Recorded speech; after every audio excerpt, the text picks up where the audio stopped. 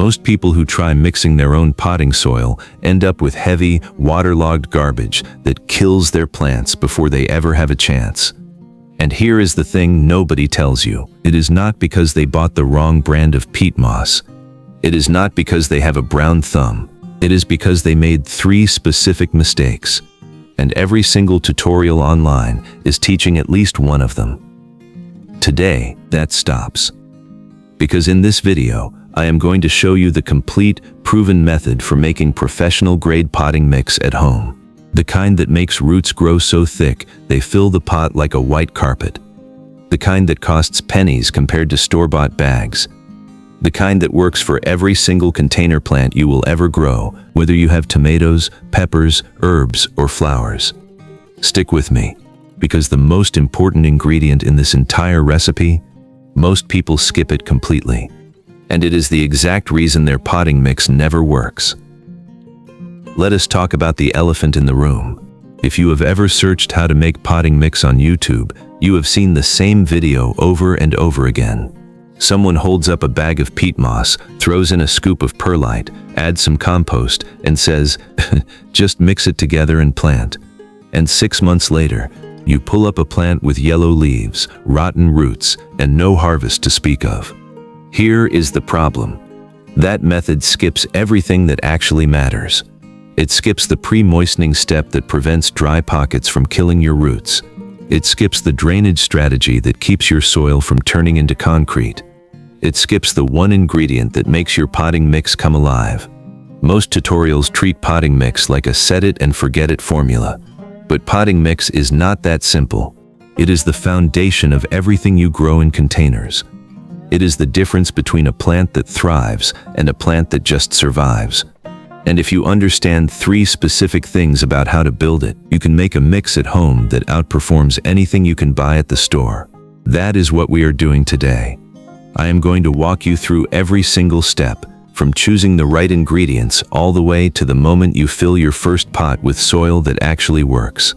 No fluff, no repeating what everyone else is saying, just what actually works. Let us start at the beginning. Here is a truth that almost nobody talks about. Your harvest begins in the mixing tub, before you touch a seed, before you pick up a pot. The mix you start with determines everything about how big your plants get. So let me tell you exactly what most people get wrong, and more importantly, how to fix it. Mistake number 1 is using garden soil in containers. Beginners dig dirt from their backyard, throw it in a pot, and wonder why nothing grows. But garden soil is too heavy. It compacts. Water sits on top instead of draining through. Roots cannot breathe. They drown. They rot. The plant dies slowly while you think you failed, but you did not fail. You just used the wrong dirt. I killed 10 tomato seedlings this way before I figured it out. Mistake number 2 is skipping perlite. Some recipes tell you to use sand for drainage, but sand is heavy. It fills air pockets instead of creating them. Perlite is those little white rocks you see in commercial mixes. They create air pockets, so water drains through and roots get oxygen. Without perlite, your mix turns into concrete within a few weeks. I learned this when I pulled up a pepper plant and found roots that looked like brown oatmeal. Mistake number 3 is using cheap compost. Compost is not all the same. The cheap bag from the big box store is often half-finished and still breaking down. As it breaks down in your pot, it heats up and burns tender roots. Your seedlings dampen off, your transplants stall. You have no idea why. I lost an entire batch of basil seedlings this way. Good compost smells like earth and is dark and crumbly with no undecomposed material. Fix these 3 mistakes, and you are already ahead of 90% of container gardeners. But fixing mistakes is not enough. You need the right formula. Here is the truth that almost nobody tells you. The quality of your potting mix comes down to 3 ingredients. Get the ratio right, and your plants will explode. Get it wrong, and you will spend months watching yellow leaves and dead roots. Let me give you the exact formula. Base ingredient number 1 is peat moss, or coconut coir. This holds moisture and gives roots something to grab onto. I use peat moss because it is cheap and reliable. Coconut coir works too, but it costs more. But here is the thing about peat moss. It is hydrophobic when dry. Water runs right off it like rain off a windshield. You have to pre-moisten it before mixing. I add water slowly, a little at a time, until it feels like a damp sponge. Skip this step and your mix will have dry pockets that stop root growth. I have seen it happen. Do not let it happen to you. Base ingredient number 2 is perlite, not the fine powder. You want coarse perlite, the big chunky stuff. Fine perlite blows away and settles at the bottom of your pot. For a standard 5-gallon bucket, add 2 generous quarts of coarse perlite. That is roughly 20% of the total volume. If the mix feels heavy after you blend everything, just add more. You cannot overdo perlite. Too much just means you water more often, but too little means your roots drown. I always err on the side of more. Base ingredient number 3 is compost. Aged compost at least 6 months old. Finished compost that smells like a forest floor, not like manure or rot. Here is how I test mine. I take a handful and squeeze it. It should hold together loosely, but crumble when I poke it. For a 5-gallon bucket, I use 1 part compost for every 2 parts of the peat perlite base. Mix these 3 together, and you have a solid base that beats most store-bought bags. But the base mix alone is not enough. There is one more ingredient that takes this mix from good to unbelievable, and it is not what you think. Worm castings. You have probably heard of them, but here is what nobody tells you. They are not just fertilizer, they are alive. I tested them side by side with store-bought mix. One plant stayed yellow and stunted. The other turned dark green and doubled in size in 2 weeks. Worm castings do 3 things that no other ingredient can match. First, they add beneficial microbes. Store-bought potting mix is sterile, heat-treated with no life. Worm castings are alive. They contain millions of beneficial bacteria and fungi per teaspoon. These organisms break down nutrients so your plants can actually absorb them. Think of it this way. Compost is the food. Worm castings are the stomach. Without the stomach, the food just sits there. Second, they hold water without getting soggy. The texture is perfect for containers. It drains well but stays moist, like a sponge that releases water slowly. Commercial mixes use synthetic wetting agents to do this. Worm castings do it naturally. Third, you cannot overdo them. You can put too much fertilizer or too much compost, but worm castings, your plants will love you for it. I put a whole plant in pure worm castings once just to see what would happen. It grew like crazy. No burn, no stress, just growth. Here is the exact recipe I use. Start with the base mix. 2 parts peat moss, 2 parts perlite, 1 part compost. Then add 1 cup of worm castings for every gallon of mix. For a 5-gallon bucket, that is 5 cups. Mix it all together with your hands. It should feel light and fluffy, like a coffee cake. Then do the squeeze test. Grab a handful and squeeze. It should hold its shape but crumble when I poke it. So let me repeat the recipe so you do not forget it. 2 parts peat moss, 2 parts perlite, 1 part compost, and 1 cup of worm castings for every gallon of mix. That is it. Now you have the only potting mix for container gardening you will ever need.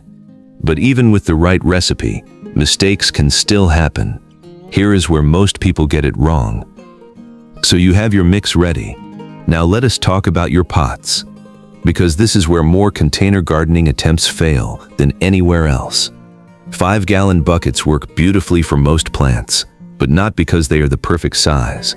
They work because of what you do inside them. Let us start with the non-negotiable foundation of every successful container grow: drainage. Every pot must have holes in the bottom. If water cannot escape, the roots sit in water and rot. I learned this when I pulled up a pepper plant and found roots that looked like brown oatmeal. Elevate your pots off the ground with pot feet or small rocks so water can drain freely. Now, when you fill your pots, do not pack the mix down. You want air pockets, not concrete. Fill to about an inch from the top, then tap the pot once to settle. Here is the part most people skip. Watering is where most beginners kill their plants. Not the mix, not the seeds, the watering. Here is the finger test. Stick your finger 2 inches into the soil. If it feels dry, water. If it feels moist, wait. Do not water on a schedule. The plant does not care what time it is. It cares if the soil is dry. When you do water, water deeply until it runs out the bottom. Then wait and let the soil dry out before you water again. For tomatoes and peppers, water the soil, not the leaves. Wet leaves lead to disease. For leafy greens, water in the morning so the leaves dry during the day. Every few weeks, add a sprinkle of worm castings to the top of your pots. About a 1/4 cup for a 5-gallon pot. Water it in.